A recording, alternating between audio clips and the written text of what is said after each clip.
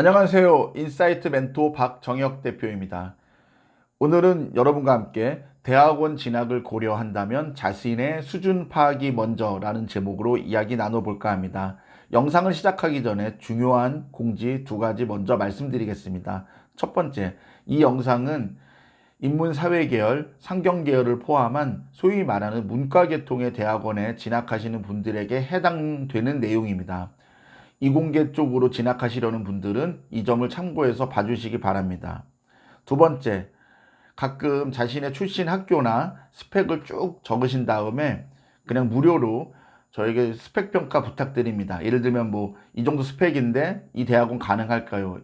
이런 부탁을 하시는 분들 계시는데 이러한 부탁은 삼가해 주시기 바랍니다. 제가 절대로 답변 드리지 않습니다. 이건 제가 유료 상담을 여러분께 강요하거나 제가 유료 상담을 하려는 목적이 아니라 제가 상당히 바쁩니다. 그리고 대학원 진학은 워낙 상대적인 요소들이 많기 때문에 단순히 스펙이 이렇다고 해서 붙고 떨어지는 것이 아닙니다. 그러니까 저에게 그런 부탁이나 요구는 좀 삼가해 주시기 바랍니다.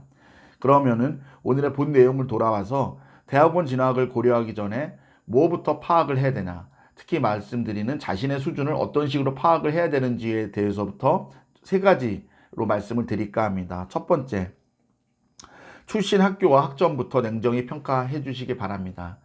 사실은 여러분들 느끼시겠지만은 똑같은 전공을 했다고, 예를 들면 경제학이면 경제학, 교육학이면 교육학, 똑같은 학과를 전공했다고 서울대학교에서 공부하는 것과 지방의 인지도가 낮은 학교에서 경제학이나 교육학 한 거는 다를 수밖에 없겠죠.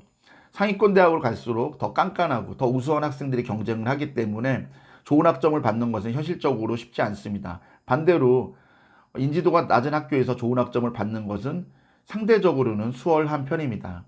이러한 상대성이 있기 때문에 전국에 있는 모든 대학원은 출신 학교와 학점을 동시에 봅니다. 그러니까 다시 말하면 내가 그냥 인지도 낮은 학교에서 4.5 만점 받았다, 4.3 만점 받았다 해서 무조건 입학이 되는 게 아니라요. 출신 학교와 학점을 동시에 본다는 말씀입니다. 이렇게 말씀드리면 여러분이 잘 이해를 못 하실 것 같아갖고 좀 어느 정도 가이드라인을 드릴까 합니다. 서울 소재 대학 그리고 지방 거점 국립대학이라고 불리는 직어국 대학, 이 정도 수준 아래의 대학에서, 그러니까 예를 들면 지방 사립이라든지 국립대긴 하지만 직어국이 아닌 국립대, 제가 어느 학교라고 말씀 안 드리겠습니다. 이런 정도에서는 현실적으로 스카이 일반 대학원은 어렵습니다. 그러니까 다시 말하면은 학교의 수준도 본다는 겁니다. 여러분이 잘 판단하셔서 어떤 학교로 어떤 대학원으로 진학하시는 게 좋을지 좀 여러분이 냉정하게 평가를 스스로 하시길 바랍니다. 두 번째, 학점은행제 방통대 사이버대학 출신 분들께 말씀을 드립니다. 제가 이번 시즌에 이런 분들이 제법 좀 찾아오셨는데요.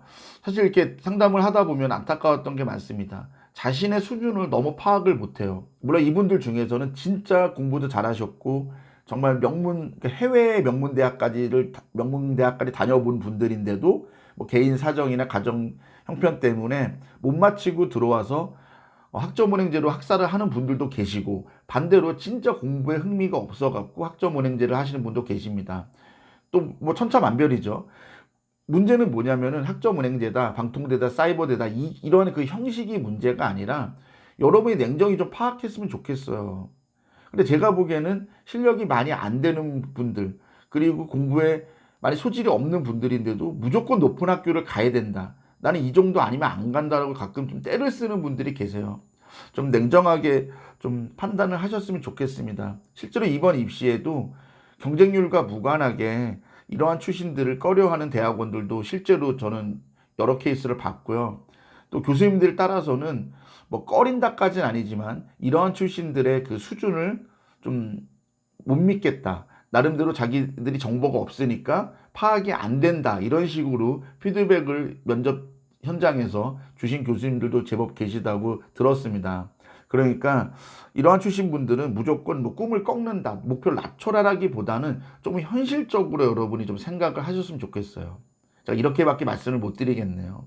마지막 세 번째, 이제 내가 진학하려는 전공과 다른 소위 말하는 학부 비전공자, 그러니까 다른 전공으로 학부를 하신 분들, 비전공자는 어떻게 되냐라는 말씀을 드리는데, 실제로 이제 이번 시즌에 저도 이제 비전공자 분들도 많이 도와드렸습니다. 그런데 비전공자라고 불리하진 않아요. 근데 제가 말씀드리고 싶은 거는 비전공자 분들이 만약에 그 지원을 하고 면접장에 오면은 교수님들이 어떻게 파악을 하냐면은 이 친구가 나쁘다 좋다라는 말이 아니라 우리 과정을 잘 따라올 수 있을까라는 우려가 듭니다. 그런 걱정이 들어요.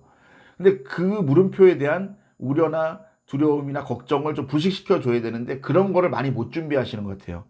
그러니까 우려를 부식할 만한 그 무언가가 뭐냐면 예를 들면 여러분이 뭐 국문과나 뭐 영문과 같은 어문 계열 전공했는데 경영학과로 가고 싶어요. 그러면 경영학 관련 과목을 다 A 플러스를 찍었다든지 이런 나름대로 뭐 부전공 복성공까지 안 하더라도요.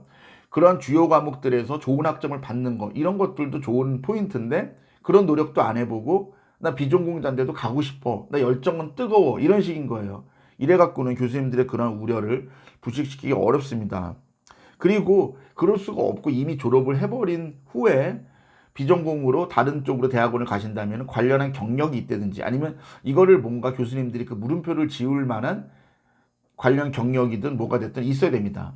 참고로 자격증이나 이런 걸 말씀드리는 분들이 있는데 자격증은 소위 말하는 고시 레벨 있죠. 고시 합격이라든지 뭐 CPA라든지 관세사라든지 어느 정도 여러분이 좀 이렇게 공인된 그런 정도 자격증이 아닌 이상은 그냥 좀 자잘한 자격증 정도 가지고는 비전공자에 대한 그런 걱정이나 우려를 좀 여러분이 부식시키기는 어렵다고 봅니다.